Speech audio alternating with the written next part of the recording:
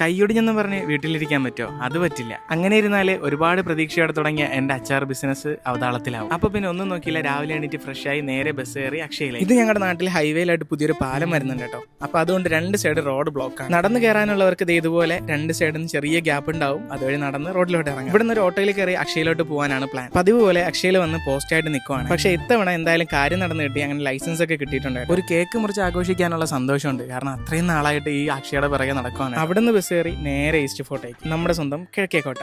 അവിടെ നിന്ന് അടുത്തൊരു ഓട്ടോ കയറിയിട്ട് നേരെ ഇനി അടുത്ത പ്രിന്റിങ്ങിന്റെ അവിടെയാണ് പോകുന്നത് കേട്ടോ. കുറച്ച് പ്രിന്റിങ് പരിപാടികളും കൂടെ ബാക്കിയുണ്ടായിരുന്നു. അങ്ങനെ സ്റ്റിക്കറൊക്കെ അടിച്ച് കഴിഞ്ഞപ്പോഴത്തേക്ക് സമയം ഏകദേശം 8 മണിയായി. രാവിലെ വീട്ടിൽ നിന്ന് കഴിച്ചിട്ട് ഇറങ്ങിയതാണ്. ഉച്ചയ്ക്കോ ഒന്നും കഴിക്കാൻ പറ്റിയില്ല. എന്നാൽ പിന്നെ നേരെ ഒരു ചായക്കടയിൽ കയറിയിട്ട് ഒരു ചായയും ഒരു ബജിയൊക്കെ കഴിച്ചിട്ട് നേരെ ഈസ്റ്റ് ഫോർട്ടേക്ക് നടന്നു. വിഴിഞ്ഞം പൂവാറ് ബസ്സിൽ കയറിയാലേ എൻ്റെ വീട്ടിൻ്റെ മുമ്പിൽ ഇറങ്ങാൻ പറ്റുള്ളൂ. അങ്ങനെ നോക്കുകയാണെങ്കിൽ ഒരുപാട് ബസ്സുകൾ വന്നു. പക്ഷേ എല്ലാം തിക്കും തിരക്കുമാണ്.